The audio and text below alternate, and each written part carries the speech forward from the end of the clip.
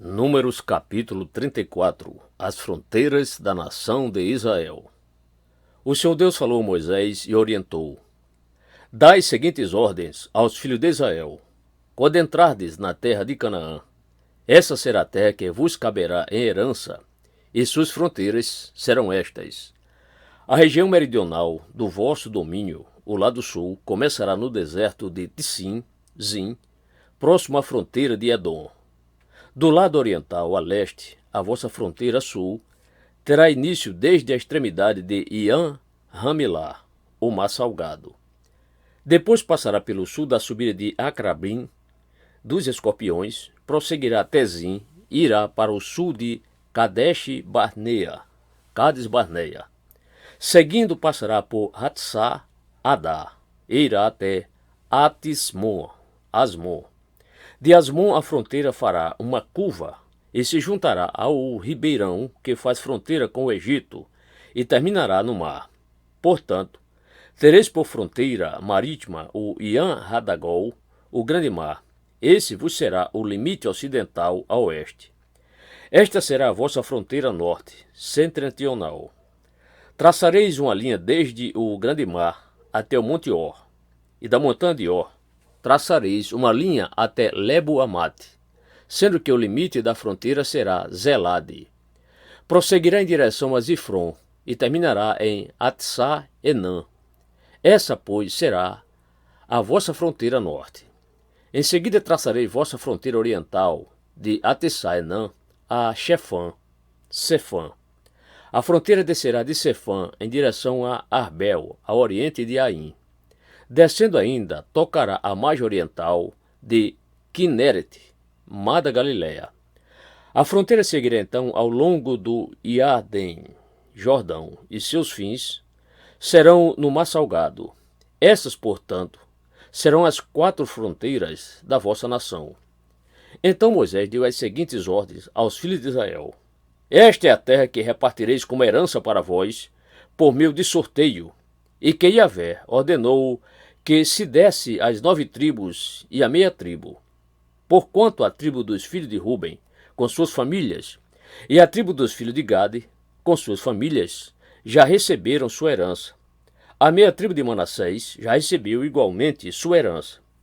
Essas 2 tribos e meia receberam sua herança no lado leste do Jordão, frente a Jericó, na direção do nascer do sol. Os líderes na partilha de Canaã. Então Yahvé ordenou a Moisés: Estes são os nomes dos homens que repartirão a terra por herança entre vós, Eleazar, o sacerdote, e Josué, filho de Num. Designareis, pois, um príncipe de cada tribo para cooperar na distribuição da terra. Estes são os nomes dos escolhidos: Calebe, filho de Jefoné, da tribo de Judá; Samuel, filho de Amiúde, da tribo de Simeão; Elidade, filho de Quislom, da tribo de Benjamim; Boqui, filho de Jogli, o príncipe da tribo de Dan; Aniel, filho de Éfode, o príncipe da tribo de Manassés, filho de José; Quemuel, filho de Sifitã, o príncipe da tribo de Efraim, filho de José; Elisafã, filho de Parnaque, o príncipe da tribo de Zebulon; Paltiel, filho de Asa, o príncipe da tribo de Issacar; Aiude, filho de Selomi, o príncipe da tribo de Azer; Pedael, filho de Amiúde, o príncipe da tribo de Naphtali. Portanto, foram esses os homens a quem Yahvé ordenou que partilhassem a herança aos israelitas na terra de Canaã. Números capítulo 35. A herança dos levitas. Nas planícies de Moabe, junto ao rio Jordão, nas proximidades de Jericó, que ficava no outro lado do rio, Yahvé falou a Moisés e orientou-o: Ordena aos filhos de Israel que, da herança que possuem, entreguem aos levitas cidades, a fim de que possam morar, e pastagens ao redor dessas cidades. Dareis tais cidades aos levitas para criarem seus rebanhos. As cidades serão sua habitação, e as pastagens nos seus arredores serão para seu gado, seus bens e todos os seus animais. As pastagens nos arredores das cidades que dareis aos levitas se estenderão a partir da muralha da cidade até 450 metros ao seu redor. Do lado de fora da cidade, medireis 900 metros em direção ao lado leste, para o sul para o oeste e para o lado norte, ficando a cidade no centro. Eles terão essa área para servir de pastagens aos rebanhos dessas cidades. As cidades que dareis aos levitas serão as 6 cidades de refúgio, cedidas para vós, para abrigar pessoas que, acidentalmente, matarem alguém. Além dessas, darei mais 42 cidades. Ao todo entregareis aos levitas 48 cidades, as cidades com seus espaços reservados às pastagens. As cidades que dareis da possessão dos filhos de Israel, vós as tomareis em maior número dos que têm muito, e em pequeno número dos que têm pouco. Cada um dará das suas cidades aos levitas em proporção à herança que tiver recebido. As 6 cidades de refúgio. Então o Senhor falou a Moisés e lhe ordenou: Fala assim aos israelitas: Quando tiverdes passado o Jordão para a terra de Canaã, escolhereis cidades das quais fareis cidades de refúgio, onde possa refugiar-se o homicida que tenha matado alguém sem intenção ou inadvertidamente. Essas cidades vos servirão de refúgio contra o vingador do sangue, e o homicida não deverá morrer antes de ter comparecido para o devido julgamento diante da congregação israelita. As cidades que darei serão para vós 6 cidades de refúgio. Designareis 3 cidades deste lado do Jordão e 3 outras do lado de Canaã. Tanto para os israelitas como para o estrangeiro e para aquele que mora no meio de vós, essas 6 cidades servirão de refúgio, onde possa se refugiar aquele que matar alguém involuntariamente. Entretanto, se feriu alguém com um objeto de ferro e disso resultou a morte dessa pessoa, é um assassino e, portanto, o homicida terá de ser executado. Se feriu com uma pedra apropriada para matar e a pessoa agredida morrer, igualmente é um homicida, e como assassino deverá pagar com a própria vida.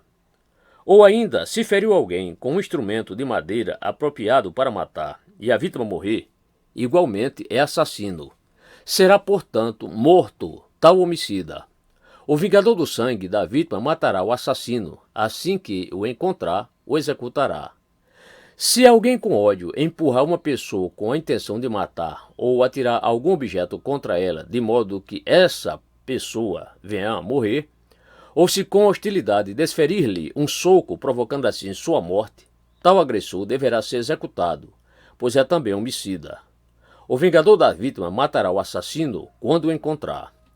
Contudo, se empurrou a vítima fortuitamente, sem ódio e violência, ou atirou um objeto contra ela sem intenção de matar, ou ainda, sem notar a presença da vítima, deixou cair sobre ela uma pedra que a pudesse matar, e disso resultou sua morte, embora não alimentasse contra ela nenhum rancor e não lhe planejasse mal algum, a comunidade julgará, segundo essas regras, entre o que feriu e o vingador do sangue da vítima, e salvará o homicida da mão do vingador da vítima e o enviará de volta à cidade de refúgio, para onde tinha fugido. Ali permanecerá até a morte do sumo sacerdote, que foi ungido com óleo santo. Se, entretanto, o acusado vier a sair do território da cidade de refúgio, onde se havia abrigado, e o vingador do sangue da vítima o encontrar fora do território da sua cidade de refúgio, tal vingador terá o direito de matar o acusado sem medo de ser considerado homicida também. Portanto, o acusado deverá permanecer em sua cidade de refúgio até a morte do sumo sacerdote. Somente depois da morte do sumo sacerdote poderá retornar à sua propriedade. Essas exigências jurídicas serão para vós e para todas as vossas gerações em qualquer lugar onde habitardes. Em todo caso de homicídio, o assassino será julgado e morto mediante o depoimento de testemunhas, mas uma única testemunha não levará alguém à pena de morte.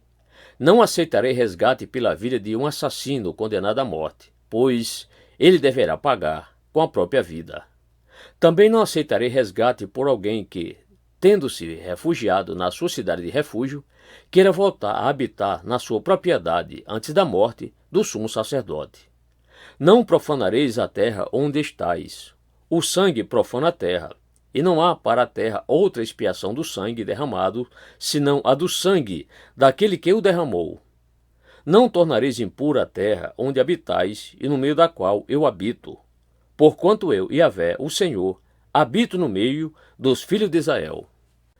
Números capítulo 36. A lei da herança das mulheres.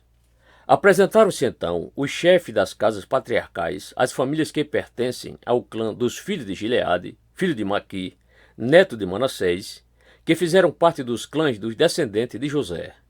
Pediram a palavra na presença de Moisés e dos príncipes, chefes das famílias israelitas, e questionaram. E Yahvé ordenou a meu senhor que se desse a terra aos filhos de Israel, repartindo-a por meio de sorte. E o meu senhor recebeu do Senhor ordem de dar a parte da herança de nosso irmão Zelofeade às suas filhas.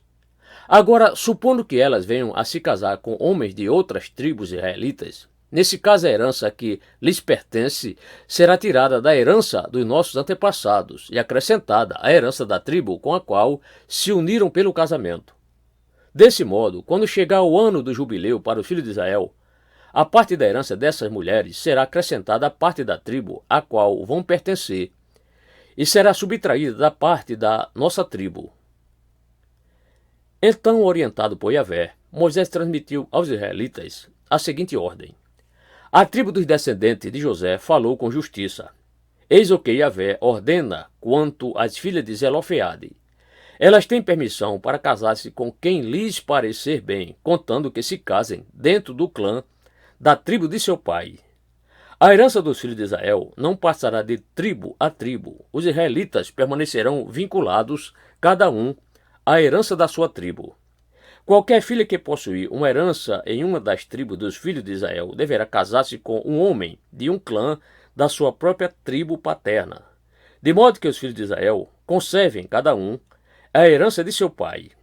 Uma herança não poderá ser transferida de uma tribo para outra, pois cada tribo israelita deverá manter as terras que herdou. As filhas de Zelofeade fizeram exatamente de acordo com o que o Senhor havia ordenado a Moisés.